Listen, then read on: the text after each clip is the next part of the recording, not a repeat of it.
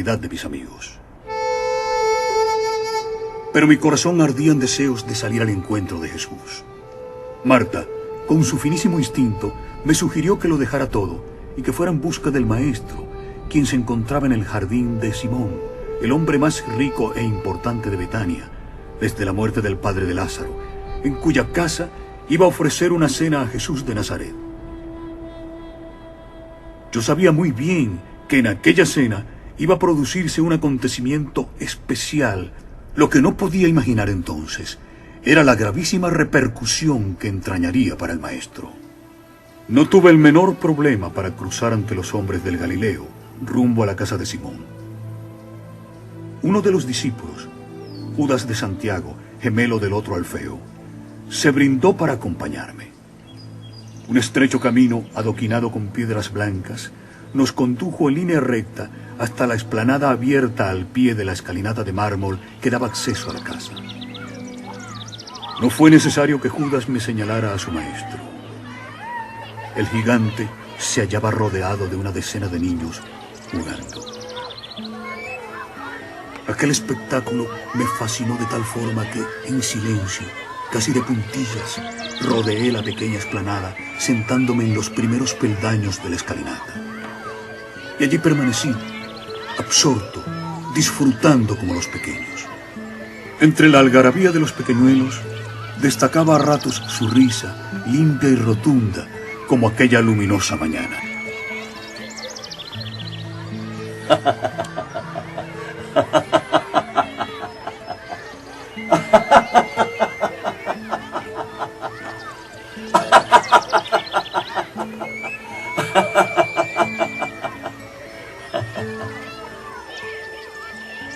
En verdad, lo que más me emocionó fue comprobar cómo aquel hombre, hecho y derecho, capaz de desafiar a los sumos sacerdotes o de resucitar a los muertos, saltaba, corría o caía por los suelos, entregado por completo a las exigencias de aquella gente menuda.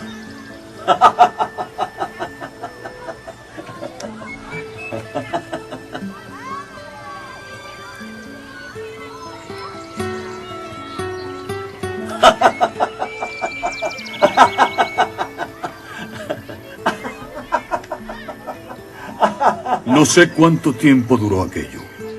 Quizá 1 o 2 horas. Súbitamente me asaltó un presentimiento. O mucho me equivocaba, o aquellos iban a ser los últimos juegos de Jesús de Nazaret. De pronto, cuando más punzante era aquella inexplicable melancolía, el maestro detuvo el juego. Retiró de sus ojos la venda de tela con la que jugaba la gallinita ciega y acarició a los pequeños, dando por terminada la diversión. Aunque Jesús había tenido múltiples oportunidades de verme allí sentado, fue en ese momento cuando dirigió su mirada hacia mí. Los niños se desperdigaron por el jardín y el maestro avanzó hacia las escalinatas. Traté de ponerme en pie, pero el rabí extendió su mano indicándome que no me moviera. Se sentó a mi lado, con la respiración aún agitada y la frente empapada por el sudor. Jasón, amigo, ¿qué te sucede? Tú estás aquí para dar testimonio. No debes de fallecer. Entonces, ¿sabes quién soy? ¿Ves allá a mis discípulos? Pasará mucho tiempo hasta que esos y las generaciones venideras comprendan quién soy y por qué fui enviado por mi Padre. Tú, a pesar de venir de donde vienes, estás más cerca que ellos de la verdad. No comprendo, maestro, por qué tus hombres van armados. Muy pocos lo creerían en mi tiempo. Los que están conmigo no me han entendido. Señor, hay tantas cosas de las que desearía hablarte. Bueno, aún tenemos tiempo. Bástele a cada día su afán. Antes me has preguntado qué me ocurría. ¿Cómo has podido darte cuenta? Levanta la piedra y me encontrarás allí. Corta la madera y yo estoy allí. Donde hay soledad, allí estoy yo también. Sabes, toda mi vida me he sentido solo. Yo soy la luz que está sobre todos. Hay muchos que se detienen junto a la puerta, pero en verdad te digo que solo los solitarios entrarán en la cámara nupcial. Me tranquiliza saber que también los que dudamos tenemos un rincón en tu corazón. El mundo no es digno de aquel que se encuentra a sí mismo. 1000 veces me he hecho la misma pregunta. ¿Por qué estamos aquí? El mundo es un puente. Pasad por él, pero no os instaléis en él. Pero no has respondido a mi pregunta. Sí, Jasón, sí lo he hecho. Este mundo es como la antesala del reino de mi padre. Prepárate en la antesala, a fin de que puedas ser admitido en la sala del banquete. Sé caminante que no se detiene. Pero, Señor, conozco a muchos que se han instalado en su sabiduría y que dicen poseer la verdad. Dime una cosa, Jasón. ¿Dónde crece la simiente?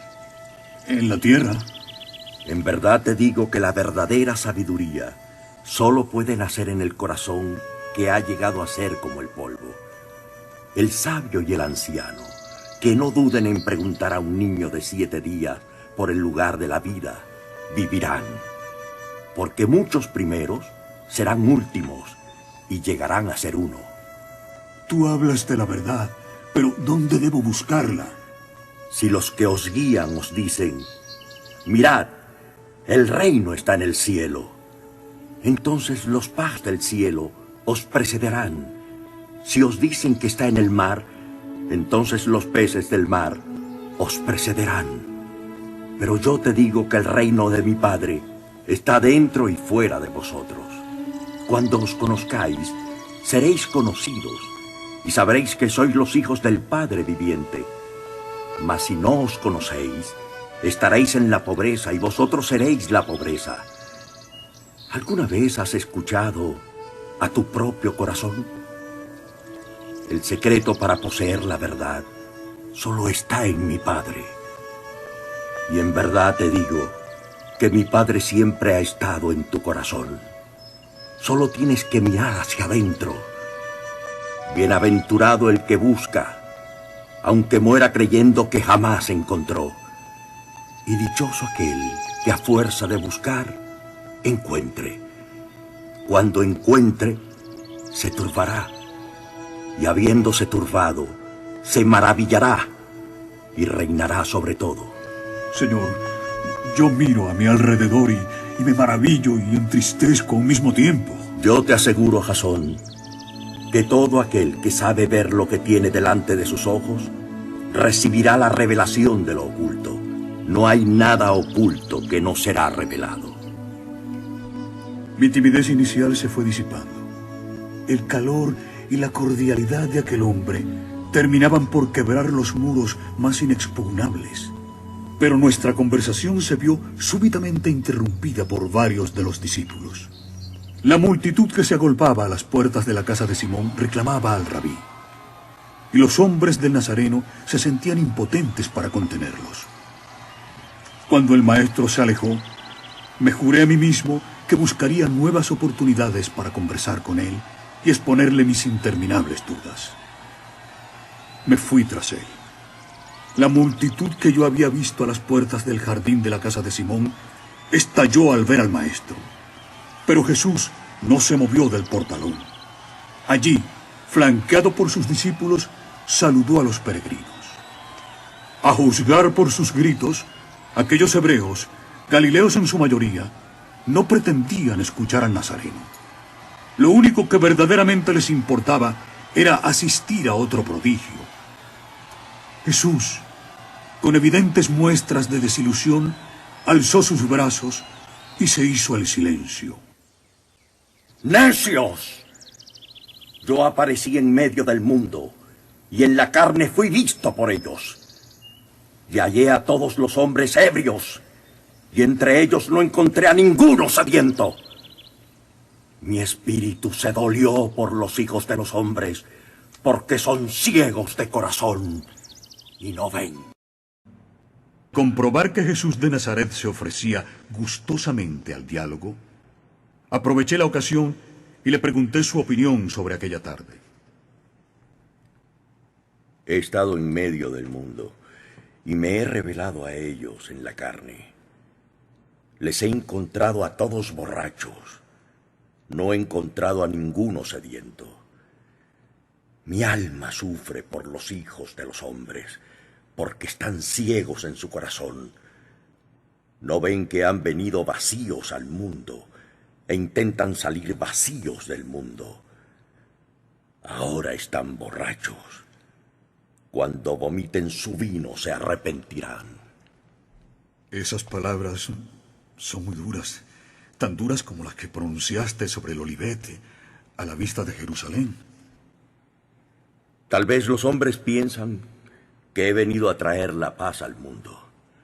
No saben que estoy aquí para echar en la tierra división, fuego, espada y guerra. Pues habrá 5 en una casa, 3 contra 2 y 2 contra 3. El padre contra el hijo y el hijo contra el padre. Y ellos estarán solos. Muchos en mi mundo podrían asociar esas frases tuyas sobre el fin de Jerusalén como el fin de los tiempos. ¿Qué dices a eso? Las generaciones futuras comprenderán que la vuelta del Hijo del Hombre no llegará de la mano del guerrero. Ese día será inolvidable. Después de la gran tribulación, como no la hubo desde el principio del mundo, mi estandarte será visto en los cielos de todas las tribus de la tierra. Esa será mi verdadera y definitiva vuelta. Sobre las nubes del cielo, como el relámpago que sale por el oriente y brilla hasta el occidente. ¿Qué será la gran tribulación? Vosotros podréis llamarlo un parto de toda la humanidad. Al menos dinos cuándo tendrá lugar. De aquel día y de aquella hora, nadie sabe. Ni los ángeles ni el Hijo. Solo el Padre. Únicamente puedo decirte que será tan inesperado que a muchos les pillará en mitad de su ceguera e iniquidad.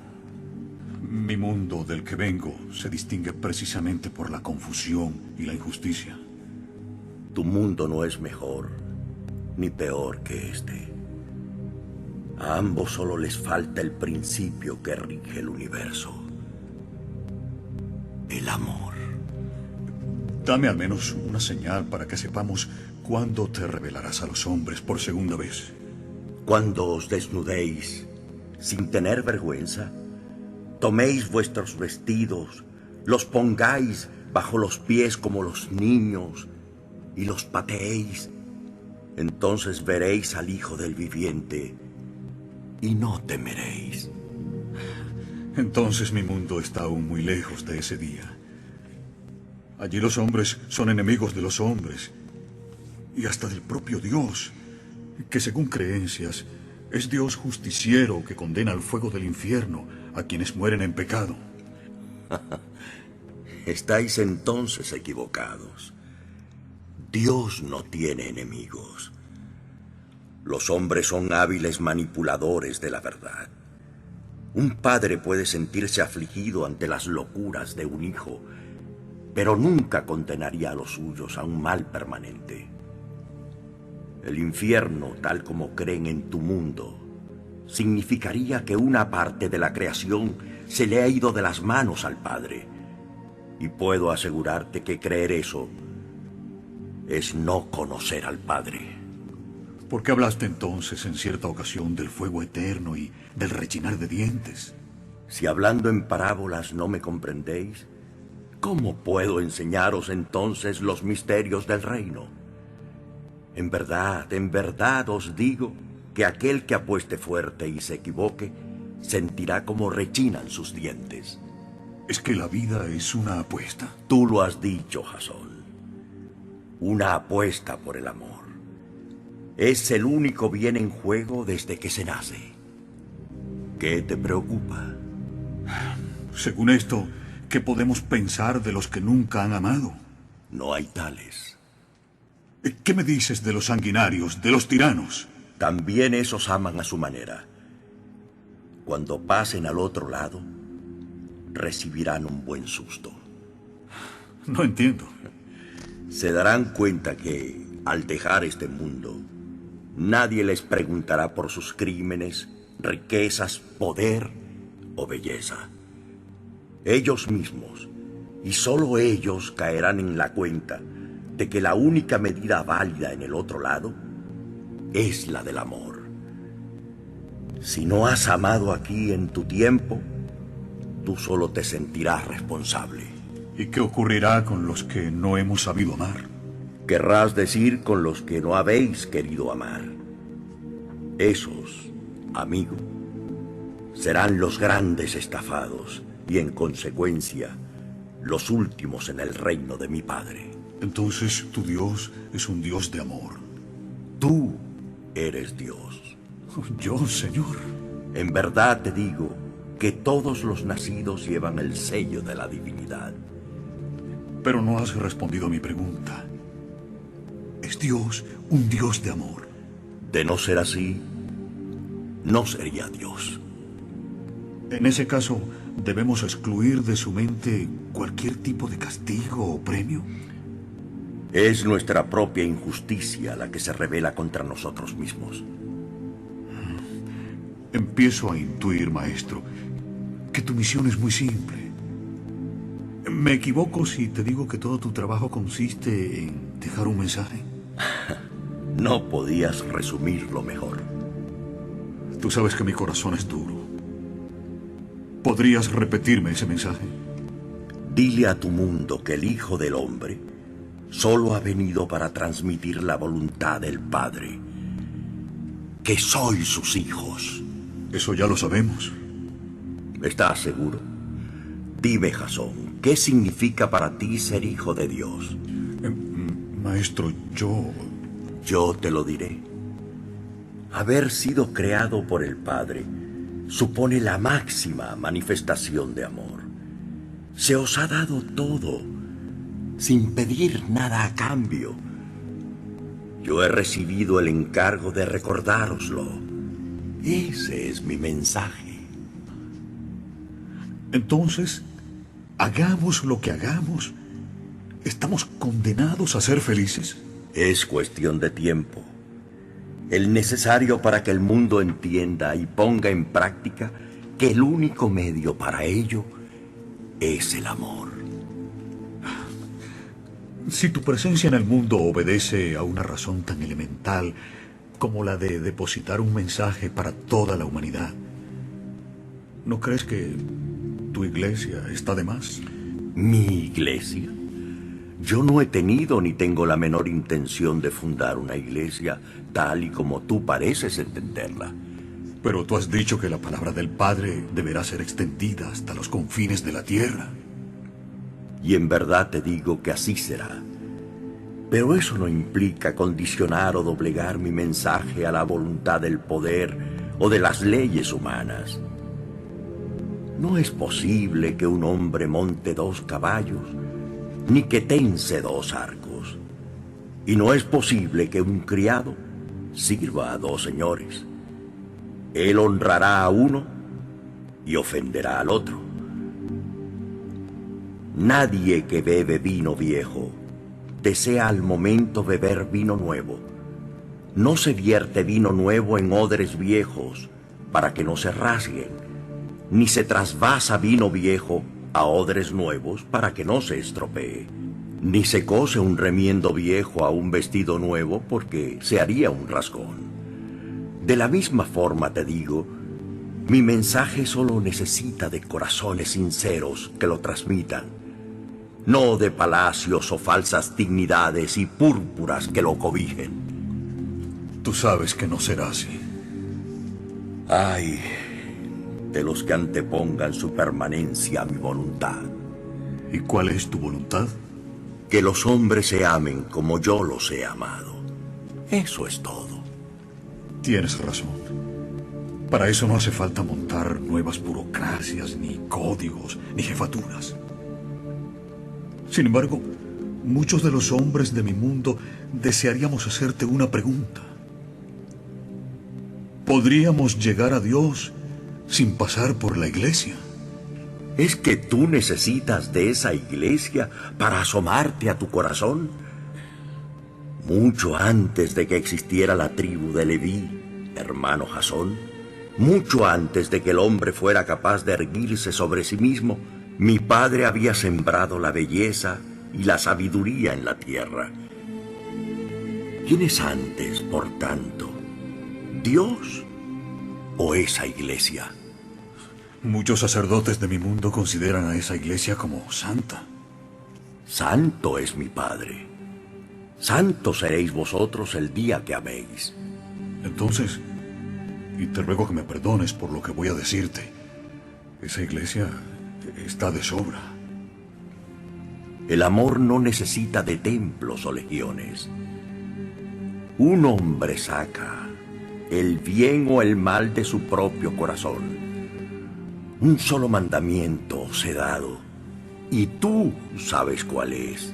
El día que mis discípulos hagan saber a toda la humanidad que el Padre existe, su misión habrá concluido. Es curioso. Ese padre parece no tener prisa. En verdad te digo que él sabe que terminará triunfando. El hombre sufre de ceguera, pero yo he venido a abrirle los ojos.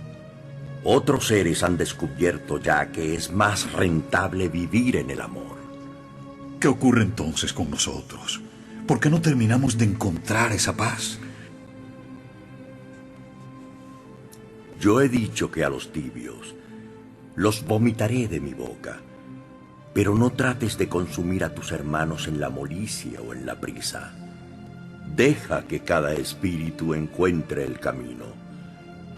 Él mismo, al final, será su juez y defensor. Entonces, todo eso del juicio final...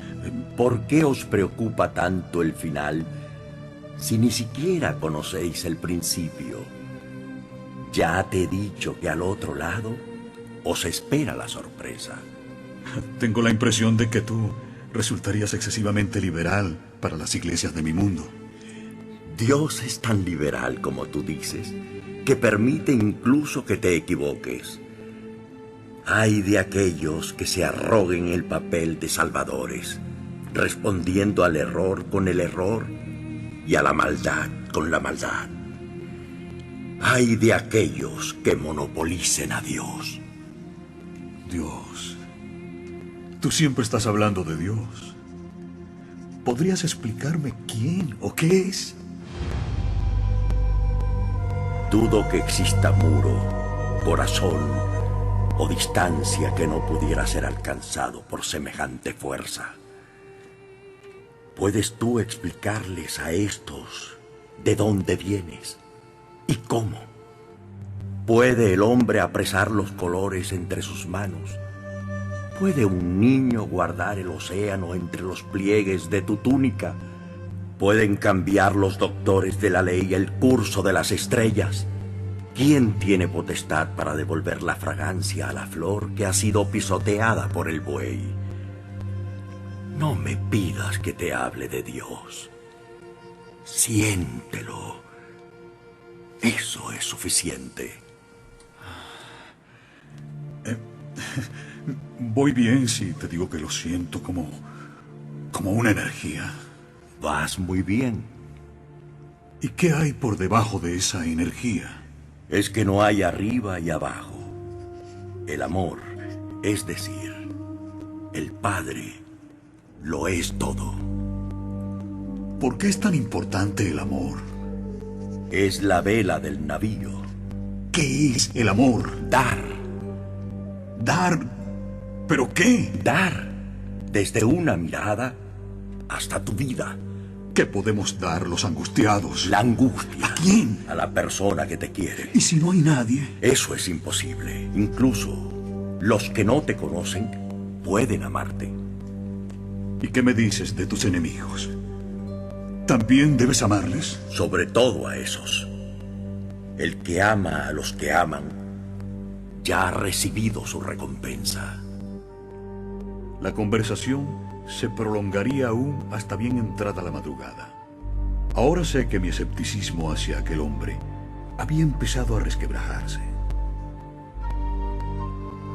4 horas más tarde, con el alba, Eliseo me despertó. La víspera, el maestro había dado órdenes precisas a sus discípulos para salir temprano hacia Jerusalén. Acudir a la ciudad santa constituía en aquellos momentos una caja de sorpresas. El Sanedrín seguía acechante, y los íntimos del Galileo no sabían qué podía reservarles el destino.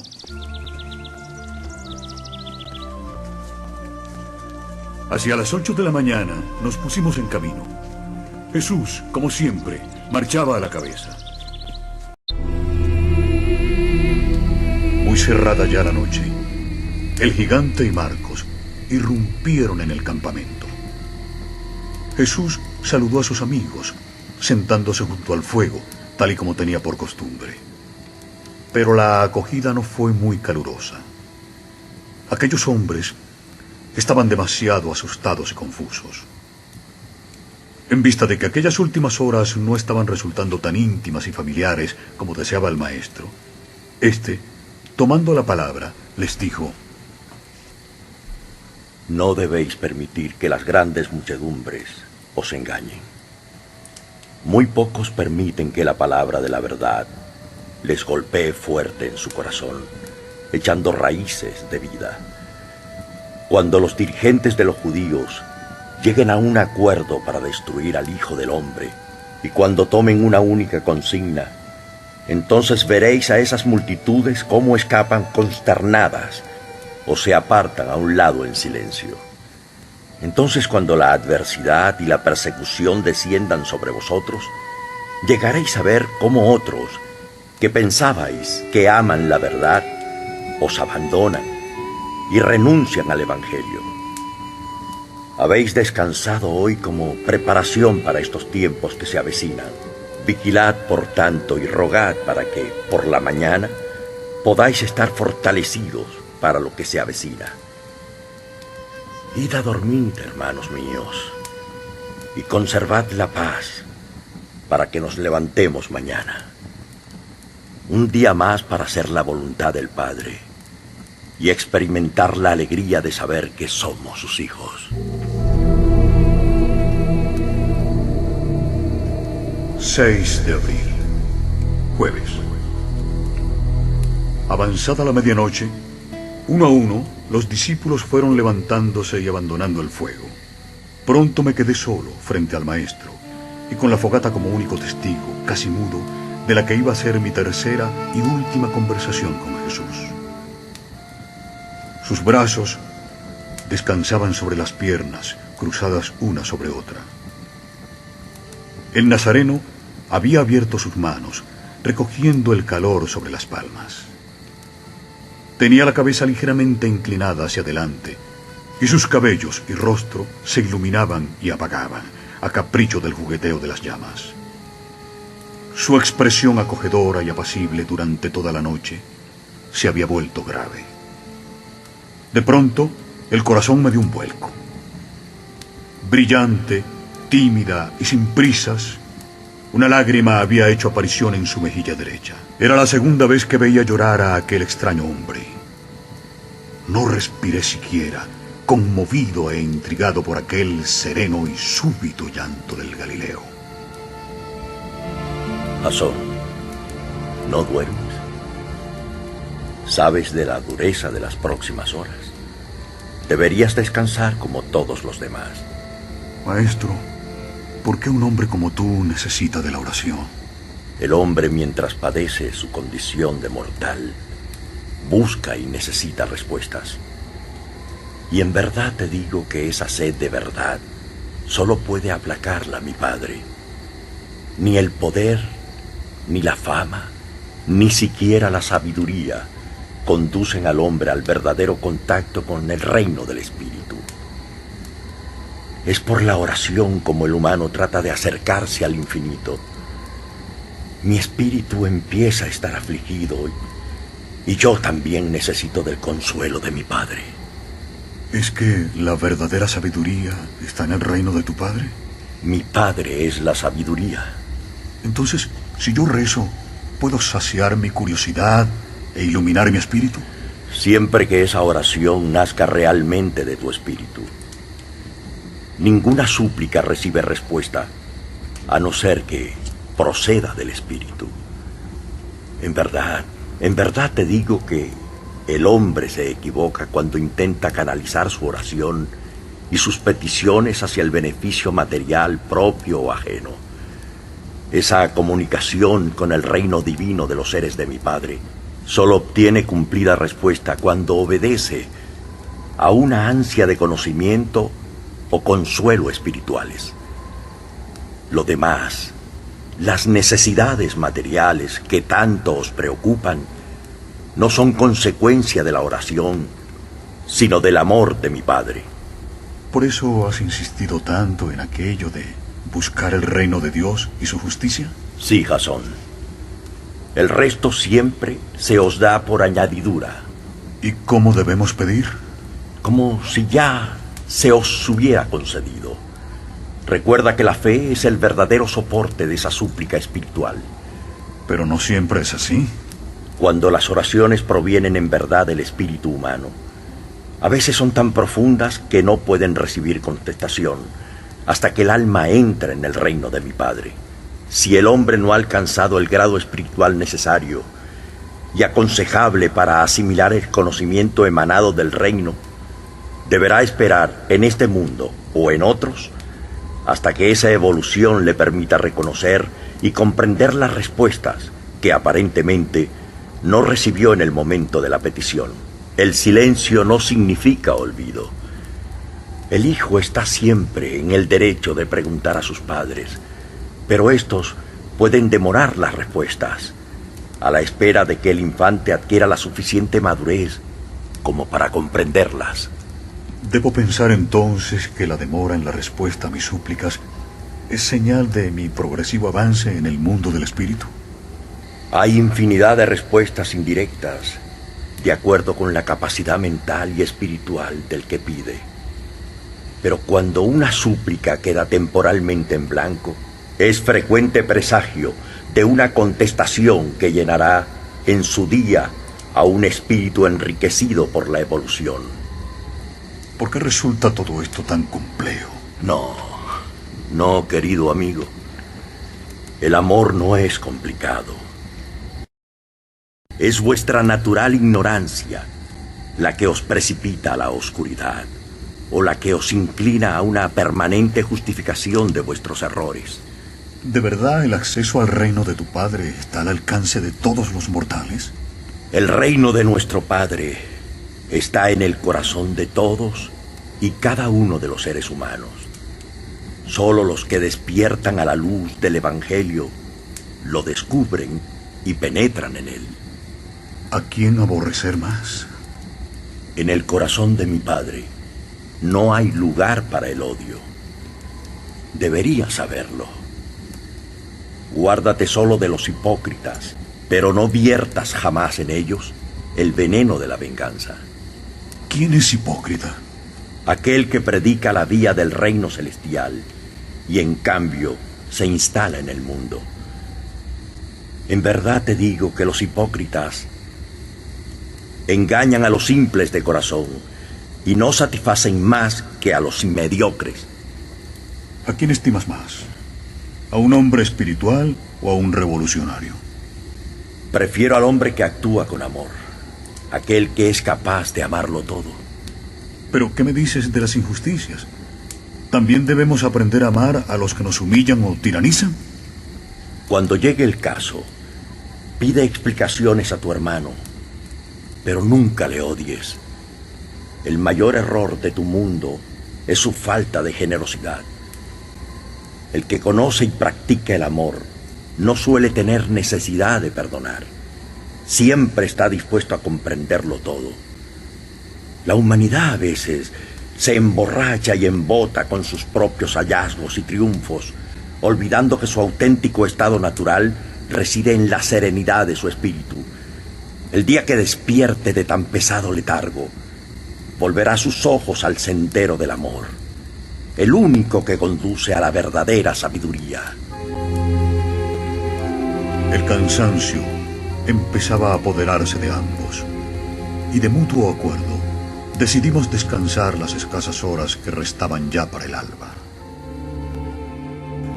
Hacia las 10:30, el grupo completo, integrado por unas 50 personas, comenzó a ascender por la ladera del Olivete. Yo, algo rezagado, advertí a Eliseo de la dirección que seguía el grupo, en previsión de cualquier aproximación a la zona de seguridad del módulo. Al llegar a la cima del monte, el nazareno rogó a sus amigos que tomaran asiento y que escucharan sus palabras. No es incompatible ser hijo del reino espiritual y ciudadano del gobierno secular y civil. Es deber del creyente dar al César lo que es del César y a Dios lo que es de Dios. No debéis rendir culto espiritual a los gobernantes de la tierra, ni tampoco debéis emplear la fuerza física de los gobiernos terrenales. Ser hijos del reino, desde el punto de vista de una civilización avanzada, debe convertiros en ciudadanos ideales en los reinos terrenales. La hermandad y el servicio, no lo olvidéis, son las piedras angulares del Evangelio.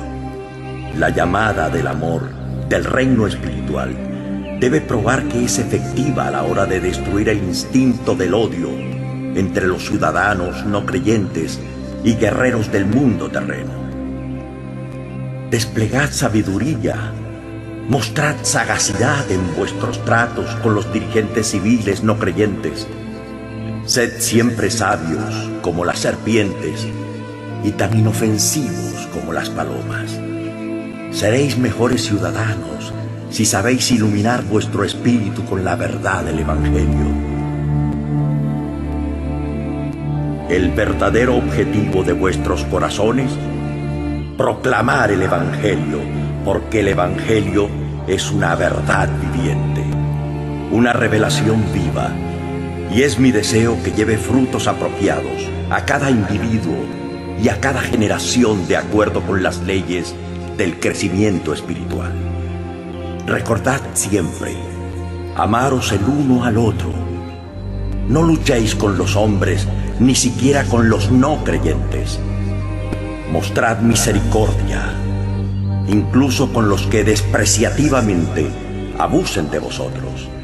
Y yo os aseguro que mi espíritu estará sobre vosotros, ahora y siempre, hasta el final del mundo. Jesús dio por finalizada su alocución.